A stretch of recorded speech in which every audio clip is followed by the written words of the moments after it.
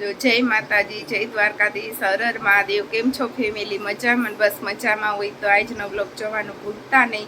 જો આપણે ઉઠી ગયા ને નાસ્તા પાણી કરી લીધા અને બસ હવે જો કામ કરશો ને ગરમી એટલી થાય તો વાત જવા દે. હમણાં કાંઈ બ્લોગનું શૂટ નથી કરતી કેમ કે હમણાં વેકેશન એમ તો જવા આવવાનું ને એવું હાલે. ને તમે અમારા વિડીયો જોવો છો પણ લાઈક કોમેન્ટ નથી કરતા કે તમને અમારા આજનો બ્લોગ કેવો લાગ્યો. એટલે બસ હવે જો જરૂરથી કરજો. તમને મારા બ્લોગ ગમતા હોય તો આપણે વધારે બનાવવાની બસ મહેનત કરશું.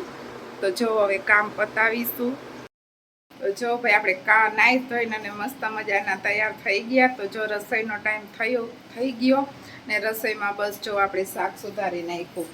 બટેકાનું કરવાનું અને જો પવન એવો હોય તો દરવાજા ભટકાઈએ. કાના હરખા દરવાજા ખોલ નાખ. તો જો હવે બસ આપણે બે શાક બનાવવાના અને બસ કરવાનું. તો ત્યાં બસ જમવાવાળા આવી જાય છે. જો ભાઈ શાક રોટલી બનાવવાના છે.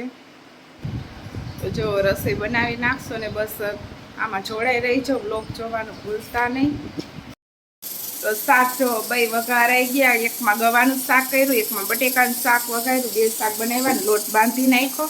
તો શાક ચડી જાય એટલે જો રોટલી બનાવી નાખી અને બસ ત્યાં જમવાવાળા આવી જાય છે. હમણાં વેકેશન હાલે તો સવારે ઉઠવામાં જ મોડું થાય તો બસ કામનું મોડું થાય. કામ કરી રહી ત્યાં રસોઈનો ટાઈમ થઈ જાય.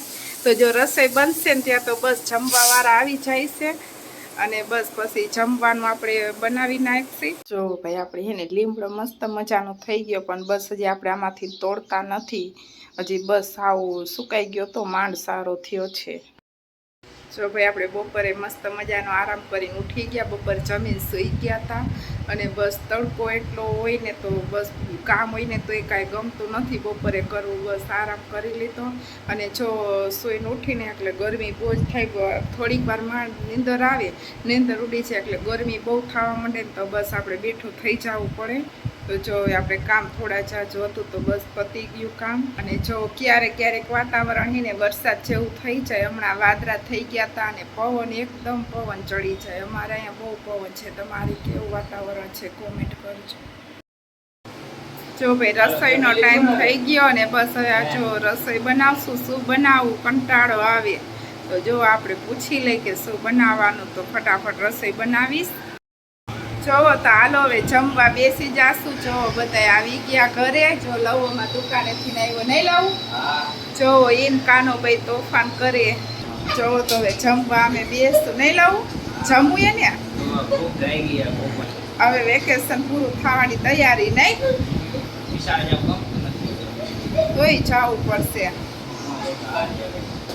તો હાલો જો જમી લઈ. ભાઈ આપણે કુલર ચાલુ કરી દીધું. કુલર વગર તો અત્યારે ઘરમાં રહેવાતું નથી. આવ્યા નથી કે ચાલુ કર્યું નથી. અને આમાં લવું જોવો ભાઈ તોફાન કરે ને બાજવાનું કામ કરે છે ભાઈ જોવો. તો આપણે હાલો હવે જમી લઈ.